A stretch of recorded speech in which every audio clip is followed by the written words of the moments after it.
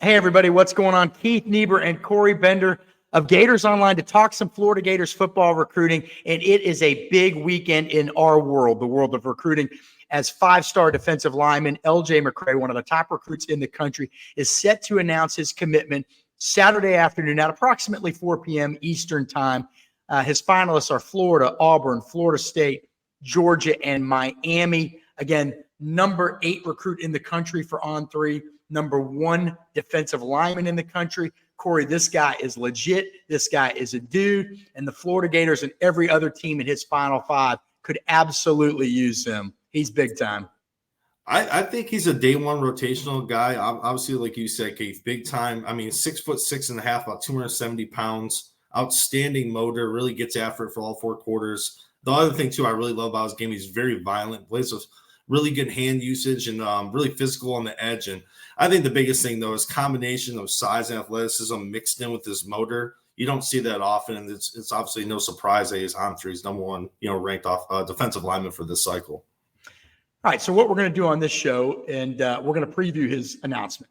Where's he going to go? Well, this is a tough call because as we record this Friday afternoon, there are very few picks on any network in for LJ McCrae. Not many people have any strong feeling one way or the other where he's going to go. Now, both Corey and I think that this may ultimately come down to Florida and Florida State, but Georgia has been there for a long time. Auburn is sort of that sleeper. Miami's got a Hall of Fame coach recruiting him. So, nobody really knows for sure. There's a lot of uncertainty. Corey, there's not many of these recruitments like this anymore. Usually we sort of have a pretty good idea where somebody's going as their announcement comes. But in this case, it's kind of just, hey, we're going to try to read the tea leaves the best we can and see what happens. In fact, LJ himself does not plan to tell any of the colleges among his final group where he's going before his announcement. They're going to find out when everybody else does. So there's a lot of mystery involved here. So first, what we're going to do is we're going to tell you some of the reasons that should give Florida optimism and Florida fans optimism, and then we'll bring up some of the concerns, some of the things that may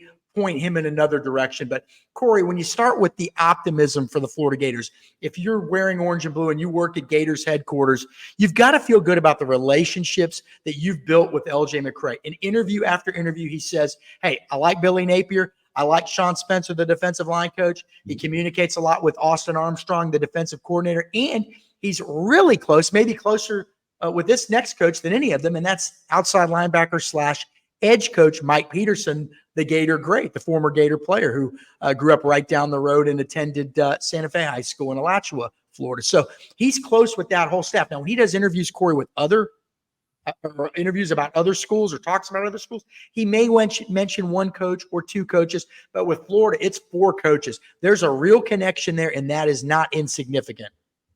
Yeah, it's a red carpet treatment, and that's the thing too. I mean, and the thing is too, Keith, I mean, not only is he going to recruit about 5 to 6 staff members in Gainesville, part of that is also his position. That's why he's so special. Obviously defensive. He can be defensive end. He can be an edge guy. So he's getting the red carpet treatment in Gainesville. I mean, that's the biggest thing that sticks out to me.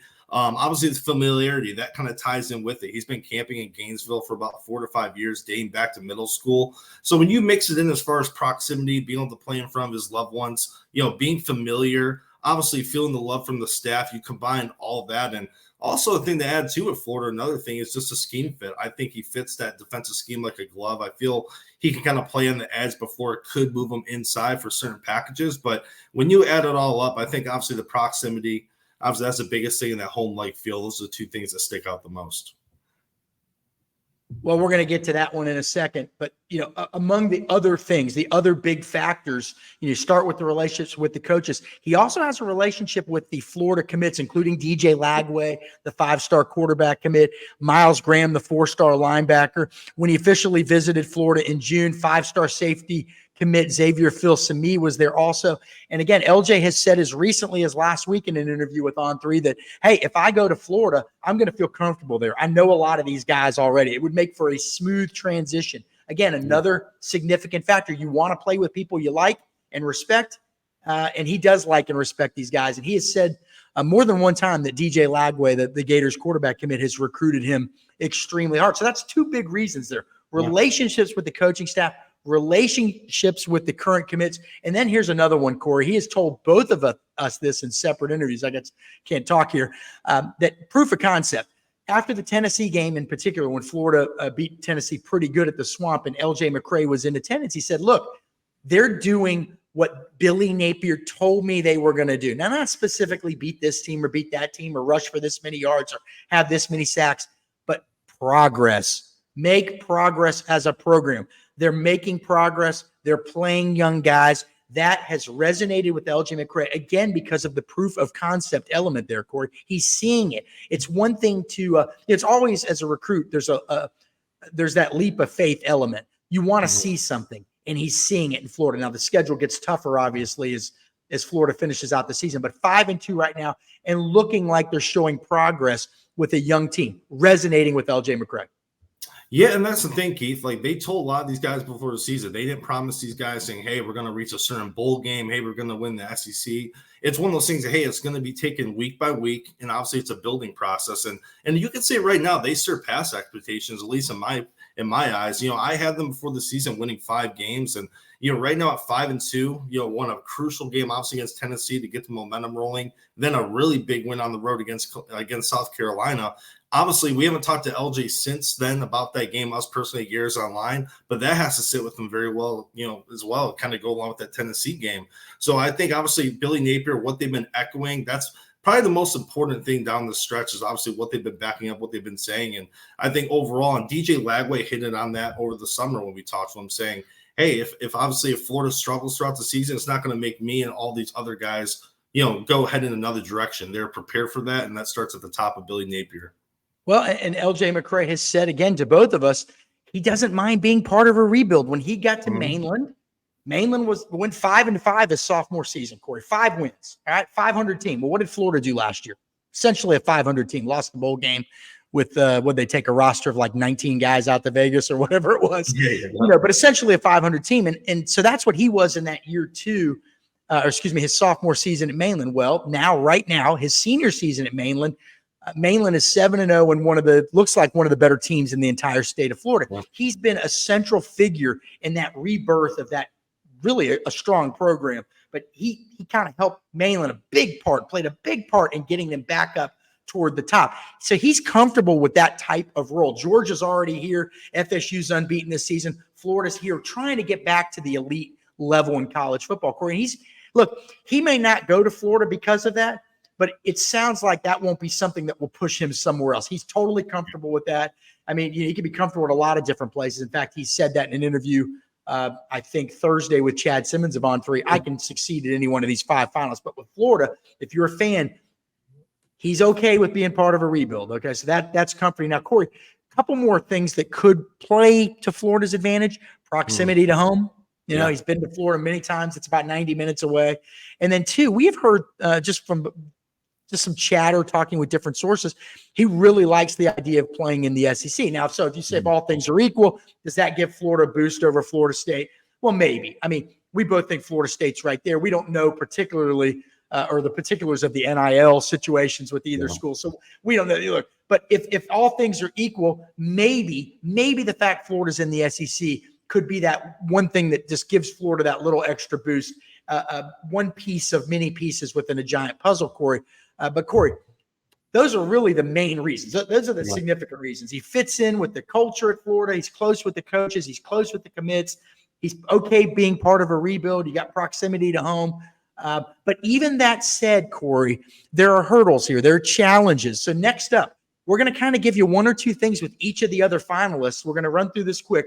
Things that give those schools hope too. Not as we're not going to be as detailed as we were with Florida. But Corey, you start with Florida State. They were one of the first schools on him. They've played the long game here. They've been consistent with him throughout his recruitment. He loves Mike Norvell. He's seen the proof of concept with Mike Norvell, too, the head coach in Tallahassee. He said, this is what I'm going to do. Well, that's what they're doing. So you've got those things. And then also, you pointed this out before, strategically, Florida State bet on itself. They thought, hey, we're going to have a good enough season where we're going to bring in recruits during the season, including LJ McCrae for his official visit, which took place 2 weeks ago. That could pay off for the Noles. That was a significant risk, but the reward could be big for FSU. Yeah, how often have you seen that this cycle, Keith? I mean, most of the time, I would say most of the top kids in the country take their OVs in the summer. You have a few sprinkled in throughout the fall, but to say that with FSU, like you said, that was the plan all along. They betted. They know that atmosphere and Doak Campbell obviously speaks volumes. The Swamp and a lot of these other finalists do too. But having him on campus also for multiple days, I think that's a thing that hasn't really been talked about too. I mean, he'll go to the LJ has been on unofficials. He'll go to Florida, Tennessee, who's at that game. But being in town that whole weekend in Tallahassee, I thought that was another thing that was kind of key. And even earlier in the year, Keith, I thought around the March, April time, I always thought Florida State could have the small leg up on Florida. And then as time went on, he got to Gainesville a little bit more. And then my mind started to switch that way. But like you said, Florida State's been there from the start. And I think that's key, that familiarity and that comfort level, just like the Gators. All right, another program that's in his Final Five. Again, it's Florida, Florida State, Miami, Georgia, Auburn. We're going to talk about Georgia real quick. Now, with Georgia, he doesn't really talk as much about the coaches or the relationships with them or the relationships with the players, although he does have a relationship with Jordan Hall, a defensive lineman at Georgia who's from Jacksonville, if my memory is correct, the guy that Florida was after. And, so a couple of things that would concern me with Georgia. Corey, recently they've gotten some pretty good defensive linemen in the Sunshine State. They've gone down into Florida and grabbed players that used to not get away from the Florida Gators. One of them being Jalen Carter, the All-American defensive tackle. Just, that's when you knew Florida had to figure out how to stop that from happening. Yeah. And you stop that by landing a guy like LJ McCrae. But again, Georgia's track record of going into Florida, that's a concern. His relationship with Jordan Hall, a little bit. But the big one is they're putting dudes in the NFL. It's not even that they're winning. It's that they're putting guys in the NFL. We talked about the winning part earlier. LJ's cool playing for a winner or a school that's going to be a winner. He's fine either way. But when you look at Georgia's track record right now of producing NFL defensive linemen, it's up there with the best. I think you could make a sound argument that nobody's had a better defensive line than Georgia the last 4 or 5 years in college football. Another proof of concept.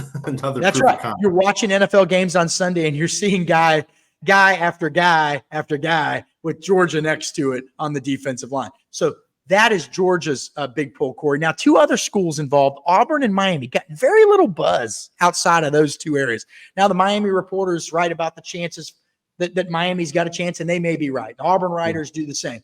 But what we've discerned from this recruitment is that if those 2 schools do have a chance, and we think you never know, right? Again, this is a kind of a mystery recruitment here. It's relationships. With Auburn, it's Jeremy Garrett, the young defensive line coach there.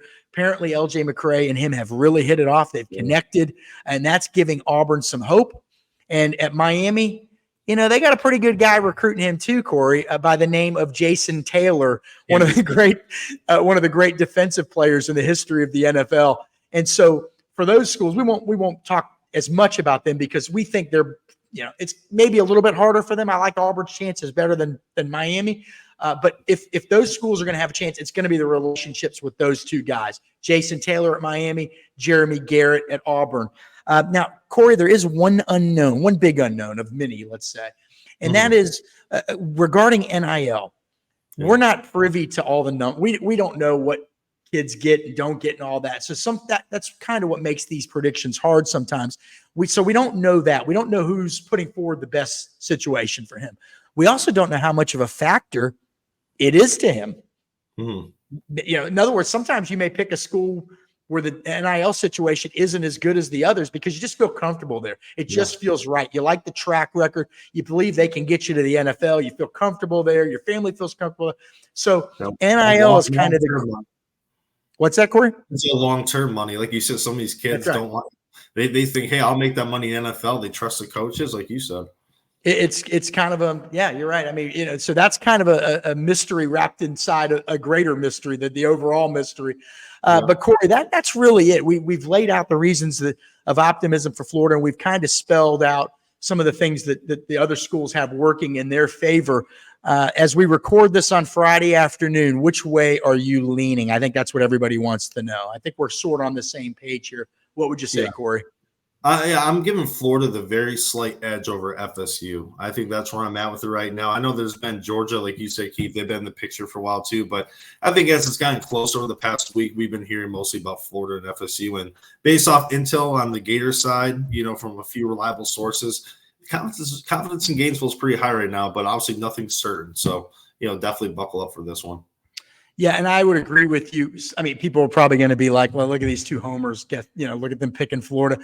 We're not making official picks. I mean, Yeah. I'm not in any position to do that. There's been a lot more chatter about Florida, I will say this, in the last 48 hours than there was in the previous 72 hours. 100%. There seemed to be so much buzz about Florida State coming off that official visit. There's been talk, we both heard NIL stuff, but again, that's so hard to verify. Just kind of reading the tea leaves, Florida's been there the whole time. I would give Florida maybe a slight edge, but I'm even more on the fence than you are right now. This is a true toss-up, quite frankly. But I think both of us think Florida State wouldn't rule out Georgia, wouldn't rule out Auburn. It feels like that Miami's kind of the one that we're hearing the very, very least about. But again, LJ McCray has been a true professional throughout his recruitment. First class with us, but when I say professional, he does not tip his hand. He does not give too much away. He gives you great answers, but they're his answers. They're his. He knows what he's doing. Real sharp guy. In fact, I had a college coach point that out to me that, hey, this guy knows what he's doing. And so we wish LJ McCray. Go ahead, Corey. I was going to add too, real quick, Keith. That same type of thing I got too. That the professionalism, as far as the way he answers coaches too about schemes and what's he looking for. Even like you said, we're wondering where he's going to go. Even this past week, college coaches are reaching out to people, where is he going to go? So we're all guessing. So it's definitely none of us are alone on this one. Yeah, I think when you say you're guessing, people are like, aren't you guys supposed to be the professionals? Well, I can tell you that LJ McCray, as of our recording right now, in his last interviews, has said, I haven't made up my mind yet. Yeah. If he hasn't made up his mind, it's very hard for us to know where he's going to pick. Yeah. So stay tuned tomorrow. It's going to be an exciting day. Somebody's going to get a hell of a player, a hell of a kid. And look, I mean, Florida's got as good of a chance as anybody. They're right there. That's what you wanted if you're a Gator fan. If you're a Florida fan, you're tired of being a non-factor in a lot of these recruitments, and now you're fighting with the big boys. But when you fight with the big boys, you're going to win some, and you're going to take a few on the chin. But Florida is very much in position to have a shot with LJ McCray. Stay tuned tomorrow. We'll have full coverage of his announcement. We'll have to see how it plays out. It's going to be a tough one. But, again, we're both sort of leaning Florida right now. We will see. We might have to eat some crow one way or the other. But we want to thank everybody for stopping by. If you like what we're doing, hit the like button, hit the subscribe button, leave a comment, and also go to GatorsOnline.com right now. $1 gets your foot in the door. $1 for 1 month of the best insight in recruiting, team coverage, and we've got just a really fun message board community that you'd like to be a part of, I'm sure, if you're a diehard Gator fan, and I know you are. For Corey Bender, I am Keith Niebuhr, and that was Talking Gators Recruiting. We appreciate everybody stopping by. Have a great weekend, and by the way, good luck to LJ McCray, who's been nothing but first class to both myself and Corey. LJ, you earned it. Go get it. Go get the bag, as the kids say. Have fun and soak it in, man. Take care, everybody. Yep.